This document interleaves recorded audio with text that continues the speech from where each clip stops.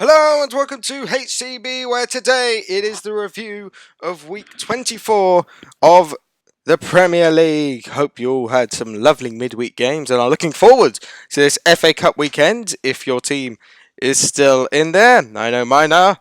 Doesn't mean I'm still going to look forward to it. But don't worry, I'm not doing FA Cup predictions, so don't have to explain my potential frustrations.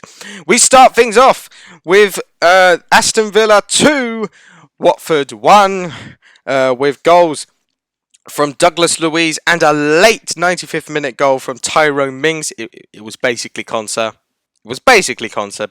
Mings basically had his foot up in the air in one of the easiest goals you can ever score, lying on the floor with your foot up in the air. Anyway, they cancel out Deeney's earlier goal, which took the lead for Watford. I'll tell you what, this game was very frustrating for me from a prediction standpoint because basically I put 2-1 and a friend of mine, which I do predictions against, put 2-1 to Villa. So when it was 1-0, we usually have a joke when we sort of put 2-1 to different teams. We say, "Oh, it's going to be very tense. It's going to be very tense when it's 1-0, if it's 1-0, and then one of us could win and there's a goal."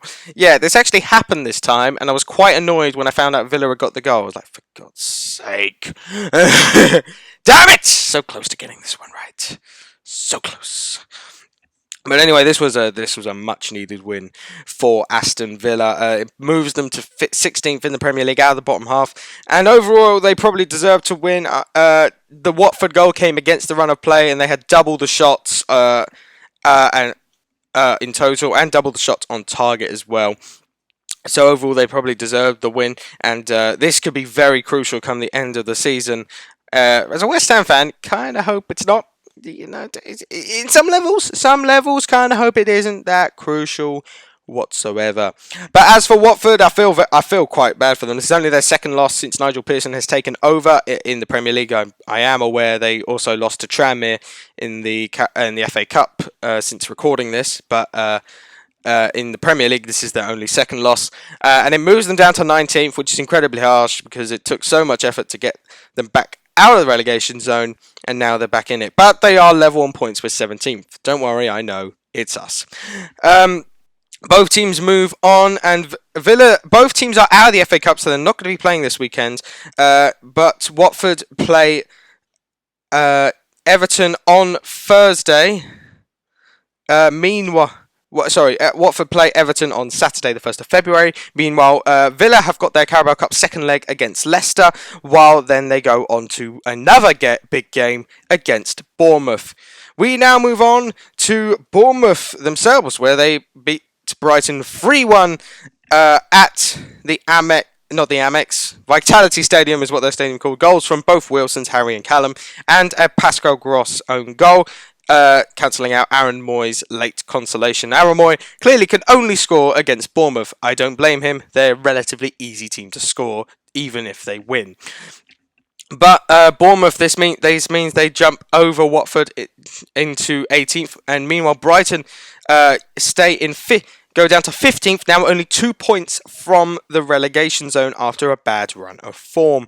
As for this game, it was a must-win game for Bournemouth. It was a very good win as well. The fact I do find it funny, and this is poor from Brighton. The fact that Bournemouth had only scored like 2 goals in their last 8-9 games, and yet you concede 3 against them in 1. This sort of shows the sign of Brighton sort of deteriorating at the moment. If that's a good word to use, deteriorating. It is deteriorating. And they've only won 1 game in their last however many. It's around 6 or 7, and that was only against Bournemouth. So now with that being cancelled out, it's slightly concerning, I will say, for Brighton. They're definitely not out of the relegation battle. They're definitely firmly in it. And that I will say though, a lot of their players have been in a relegation battle before. They are probably aware of how to deal with it. As for both teams, Bournemouth still in the FA Cup. They play Arsenal on Monday. Meanwhile, Brighton not in the FA Cup. They play West Ham in the Premier League on Saturday, next Saturday. Anyway, I'm aware I'm recording this on Saturday, and it's probably coming out on Saturday. It's next Saturday. You probably didn't need clarification on that, did you? You're a smart audience. We now move on to Selhurst Park, where it was Crystal Palace 0, Southampton 2. Goals from Armstrong and a beautiful goal from Nathan Redmond, sealing the points for Southampton, moving them up to 9th in the Premier League. 9th! 9th! That's the same amount of goals they conceded against Leicester. 9th! How? Ralph Hasenhüttl deserves a great credit. A great credit for Southampton. This is probably one of, if not their best spell of form since coming back to the Premier League. If you take this amount of games, obviously I could be wrong. Obviously they probably got a good amount of points in a certain amount of time when they were fighting for Europa League or stuff like that. Like from the start of the season anyway. They're 9th now. They could easily still fight for Europa League now. Like if you look at the table, they're only 2 points off 7th. Like it's crazy. They've got more wins than Wolves this season. But weirdly, the same amount of wins as West Ham. Losses, sorry, as West Ham. It's crazy Southampton's form. But anyway, their run of form, it's been truly exceptional. And you've got to give the Southampton more credit for keeping Ralph Hasenhüttl on as Southampton manager after the 9-0 loss. Let's be honest, most people would have sacked him, including myself. But, keep him on. And he's actually turned this club around. As much as he didn't score now, Danny Ings looks like a goal machine. And they've got threats. They've got goal-scoring threats around the field, in the midfield as well. And even at the back, Benarat got a goal at the weekend. They've got goal-scoring threats, and that's what you need in the Premier League. And Southampton, fair play. They're doing very well at the moment. As for Crystal Palace, I remember thinking after the Man City game, as much as I was laughing, and I did this at the prediction show, that Czech Tosin, of all people, scored against Man City. I thought, okay, clearly this could be a good start for a fresh start for Czech Tosin. And look, they're playing him up front now against Southampton. They clearly have a lot of faith in him. Let's see how they do. I'm sure they'll be just fine. And 90 minutes later, 6 shots, none of them on target, and they get embarrassed at Selhurst Park. This is it's a common issue for Crystal Palace scoring goals at home, but they created literally nothing in this game, absolutely nothing.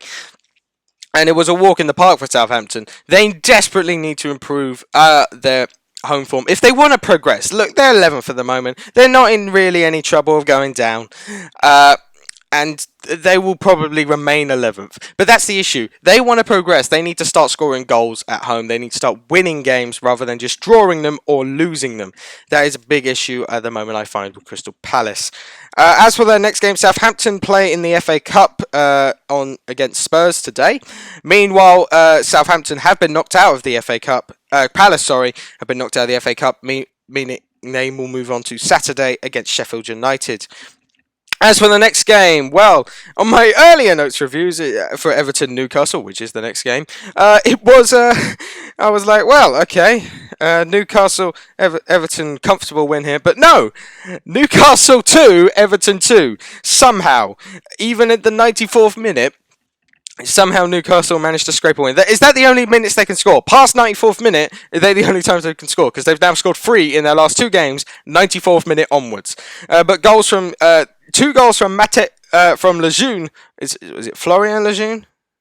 It's either Florian or Matteo. Any Newcastle fans that potentially watch my video, let me know. Is it one of those? Which one is it? They cancel out Moise Keane's first goal for the club, which are very good for him, and a goal from Dominic Calvert-Lewin. But I find it weird because if you remember my prediction video, I messed up on the prediction. It was meant to be 2-1, which I've got now on here. So the prediction I put was 2-0. And basically it was like 2-0. I was like, all right, at least my prediction on my screen is correct. And then 2-1. Oh, perfect. That's my prediction. Bang on. 2-0. Oh, for God's sake, neither of them are correct now.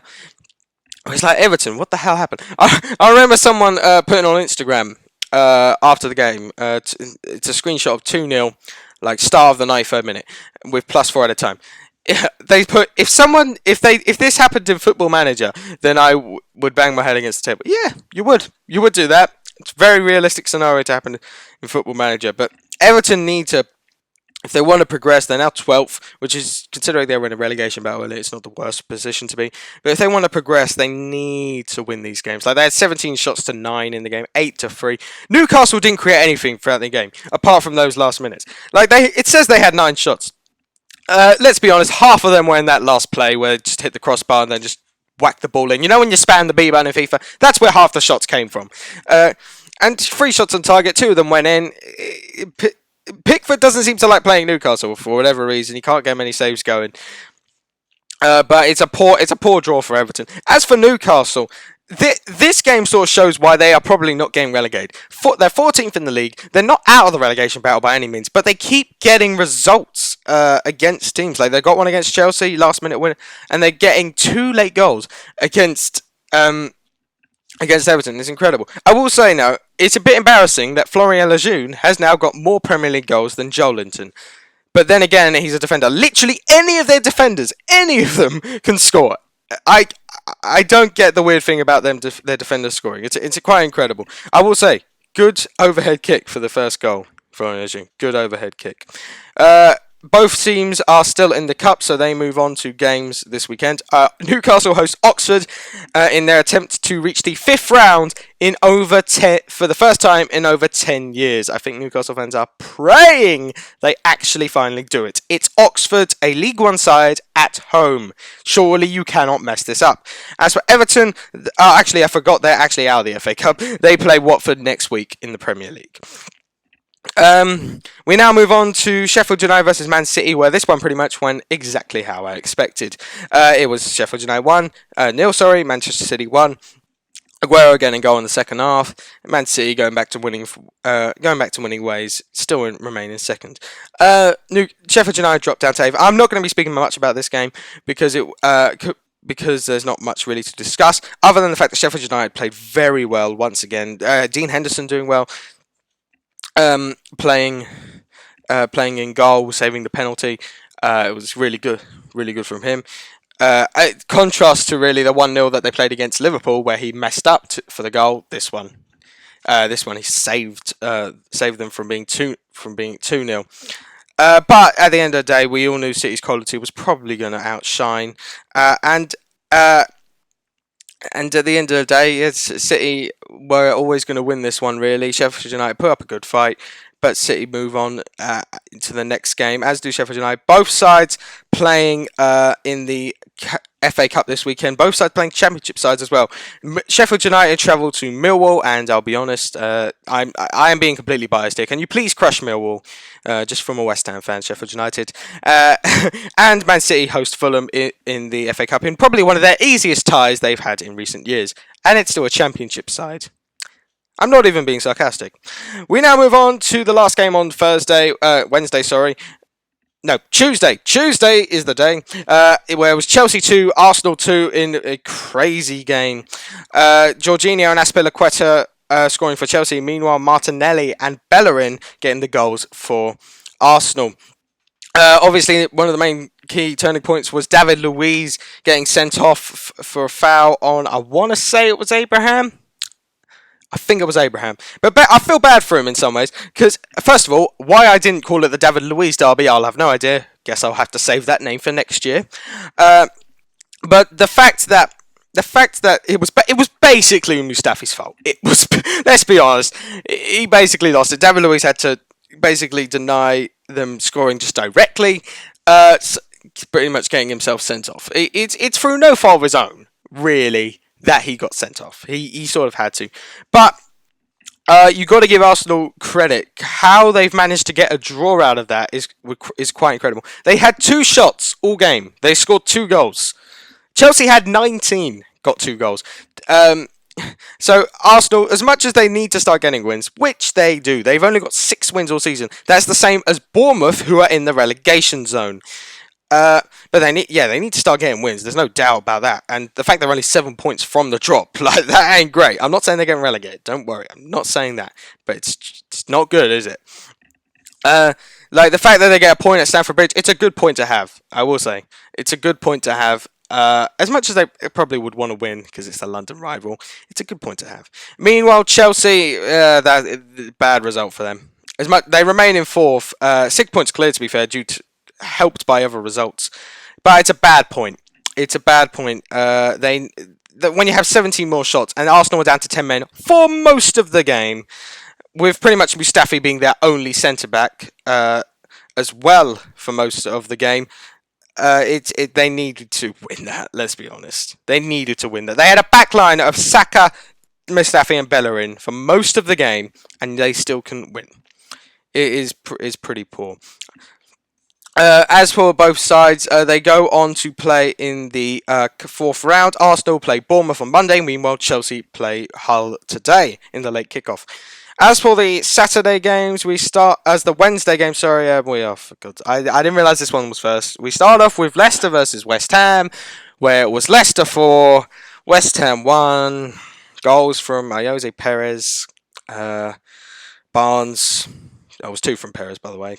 And Pereira, cancel out Noble's goal early in the second half. Depressing. Sorry to bring the mood down in this video. But Leicester obviously remain in third. West Ham dropped down to 17th, level on points with the relegation fodder. Admittedly, good news is we have a game in hand. Bad news is it's against Liverpool. I should point out I'm not going to be doing a sole prediction video for that game on Wednesday. It seems a bit stupid. To be fair, people would probably watch it. I might do one. It'd be 5 minutes, but I might do one. What can I say about this?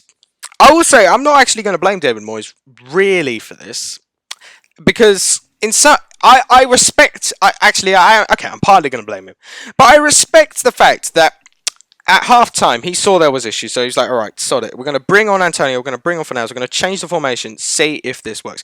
For an extent, it did. It did actually work. Second half, we were better. First half, atrocious. Absolutely atrocious. But second half, we actually improved. We did improve. Which is it's just a shame that I know. Okay, I'm fully aware that me complaining about the refs as a West Ham fan is going to sound biased. I'm fully aware of that. But if you'd watched the game, it was almost like, okay, you could breathe on the Leicester player and it's a free kick. That sort of thing, even foul or not. Okay, I will first of all say both penalties were correct. Their penalty was correct. Ours was correct. That I'm not going to dispute. But if it's a foul, even if it is a foul, basically, that's still, no matter how well you play, it still slows down the game. It gives Leicester more possession, and they take advantage of it. I will say, as for Leicester, they were back to their best. They were able to be back to their best against us because we let them be back to their best. I mean, they had Vardy injured for most of the game. They still won 4-1.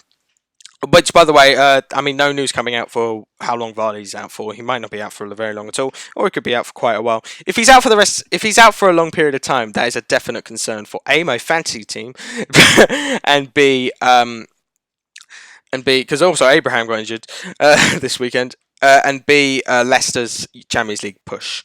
As much as they did still look good, and are 8 points clear, of fourth place Chelsea. But as for West Ham, it's bit depressing. Do I think we'll go down? No. Does it still make it easier? No. I will say one last point. We do need to literally bubble wrap Antonio and play him for every minute of every game the following rest of the season. Otherwise, we are definitely going down. If he gets injured one more time, we are doomed. We are literally doomed. If he's injured out for the rest of the season, we're buggered. That's my last point on the game. Both sides playing in the Cup. Leicester travel to Brentford in the early kickoff on Saturday. Meanwhile, West Ham play West Brom in the Slavan Bilic derby at 3 o'clock. I'll be honest, there were 3 kinds of teams I didn't want in the FA Cup fourth round. It was Man City, League One side, and West Brom. Because let's be honest, Bilic is going to want revenge, isn't he? I'm dreading playing West Brom later today. I'm going to the game. I'm dreading playing him. Right, we now move on to Spurs 2, Norwich 1. Not a lot really to say about this game. Son and Ali getting the goals for Spurs, signifying their first win and first goals of the year, cancelling out a Pukki penalty, which potentially scared Spurs fans. Let's be honest, it did. But overall, this was Spurs' to lose. I will say it was probably far too close. 50% possession, 14 shots to 3. Like it was 14 shots to 13. Sorry, 14 shots to 3 is not very close. Very close. 14 shots to 13 though. That is far too close for Spurs fans' liking. They do move up to 6th, and I should point out that even though of Man United's result, which we'll get on to, this is the first. Actually, it's not. It's not. Ignore me. I was about to say it's the first time where it's actually the official top 6 in the top 6. It's not. Arsenal still aren't in there. My apologies. But yeah, this was a poor result. This was still a poor performance from Spurs. Let's be honest. I remember people saying people saying like around like where I go after the following day. Oh, this is a great result. I was like, well done. You beat the bottom place side at home by marginally. I was like, do you want a medal? It's like, it's not a good result. it's good for points. And I will say, if we ended up beating Norwich or any point, would I take the points? Definitely. But Spurs should be looking higher, let's be honest. If they had thrashed Watford, this Norwich side, I'd say, okay, this is a good result. But they didn't. They barely beat them. So overall, still quite poor. And as for Norwich, they will take good confidence from this result, despite the loss and the fact they are 6 points from the safety. They will take confidence from this. Both sides playing in the FA Cup, both playing Premier League sides as well. Tottenham play Southampton, meanwhile Norwich play Burnley. We now move on to Man United 0, Burnley 2. What a shocking result this was for Man United. Goals from Wood and Rodriguez, and there was a fantastic one from Rodriguez, honestly, sealing it for Burnley. And this is poor. Man United is such a weird team this year. They're such a weird team. I will say just quickly, because I'm going to speak Man United a lot. Got to give a lot of credit to Burnley, and I've just realised I've messed up on my prediction. I didn't predict 3-1 Burnley. I did not predict. I predicted 3-1 Man United. I'm not some kind of genius. I predicted 3-1 Man United. I've messed up on my prediction. I mean, I've got to mess up a lot, haven't I? But because I'm going to mainly speak about Burnley. Man United, sorry. Burnley, you got to give credit. They're up to 13th now. Two really good results against Leicester and Man United. Has seen them a bit clear. This is the issue with Burnley. They go on these winning runs. They go on these like a couple of wins, but then they'll lose like 4 or 5 and be back in it. So I'm sure they're probably going to stay up. I'm not going to deny that. But it's a weird team to watch. But as for Man United, I mean, they're still 5th. They are still 5th. That's the weird thing. They are level points with clubs around them, but they're still 5th. But this is such a awful Man United side. It honestly is. I said this the other day. Man United are able to climb the league through performances where they win. No one really talks about it though. It's like, the 4-0 win against Norwich. No one really talked about it. They just, that's how they sneak up the table. But you know when they lose, because there is mass like media like just piling on how bad this Man United side are. And some of it's just. Today it's just, I will say. Because at the end of the day, they're 2-0 down. They bring on a double substitution in the 69th minute. Their saviours are Luke Shaw and Jesse Lingard. You know, if you're saviours, imagine Man United. They're 2-0 down to Burnley. By the way, this is the first time Burnley have beaten Man United since the 60s at Old Trafford. That is poor. But imagine the Alex Ferguson days. Man United had to go to the saviours of the likes of Jesse Lingard and Luke Shaw to save them from losing to Burnley. Like, no disrespect to Burnley, but in club size, Man United's a lot bigger. Like, it's so depressing. And here's the thing, people, this is why I don't criticise them as much. This is why I don't criticise Man United as much. I'm criticising them now, but this is why I don't, because people say, oh, where's the Man United of old? Like, it's past. It's so past, Man United. The Man United of old. It's like 7 years ago. And yes, should they be challenging for titles with the size of their club? Absolutely. But at the moment, they're nowhere near that. So, like, the fact that people are like scrutinising them on a weekly basis, it's like they just need to get back to Champions League football. it's like baby steps for Man United. But honestly, they need to. They need to just get a bit of a structure. Be a bit like Chelsea this season. They're getting structure and they're back in the top four. They've been back in the top four recently. That's what the Man United need. They don't need to be challenging for titles. Now, what Man United fans might do, but they need to accept that they are not the side they used to be, and they need to slowly get back up the league. Patience is required, but they need to get at least top four this season. They need to. I'm not saying they will, but they need to. As for the next games they're playing, both sides are in the cup. Both teams are still in the cup. Man United play Tranmere. Surely you need to win that one. And Burnley play Norwich in the next round. We now move on to the Thursday game, which was Wolves 1, Liverpool 2, with goals from Henderson, Firmino, cancelling out Raul Jimenez as a goal. It was a really good performance from Wolves, and he expects me to say Liverpool. Now it was good from Wolves. It was just such a shame. It's such a shame they couldn't manage to get something out of this. That's not both games. They could have easily got a point, but they haven't managed to do it. I will say they've got the first goal against Liverpool in about 8 or 9 games. You've got to give credit for that. But overall, it's a typical Liverpool performance. But let's be honest, not one of you, and you're lying if you say you did, not one of you, even the amount of times that, Wolves are doing great, Wolves are doing all that, not one of you didn't expect around when 80 minutes came, come on, any moment now, Liverpool are going to score. They did. No, none of you doubted that was going to happen. And I will say, I joke about that all a lot. You've got to give Liverpool credit. They have the fight to win, even when they're not playing well. Like, the thing is, and I've said this, I haven't said this on this channel, but I've said this to people. Everyone in the Premier League goes through patches of good form, then bad form, good form, then bad form, when it comes to performance. Liverpool have also done this season. But what's happened is, even when they're on bad form, they are still winning. So that it's a good side, a good side in the title, and we complain about these sides all the time. A good side plays badly sometimes, but still wins. We complained about it with Chelsea. We complained about it when Chelsea won the league. Both times, to be honest, they won the league. We complained about it potentially when Leicester won the league. I mean, we didn't really because we were rooting for them, but deep down we were saying, they're not really playing well. We complained about it probably the last time Man United won the league. It's like we complain about these sides all the time, but because they are able to fight, have the fight to win and nick these goals, that's the reason they're where they are. But don't worry, guys. I'm sure whoever Liverpool have next will absolutely... Oh, no, it's us. Never mind.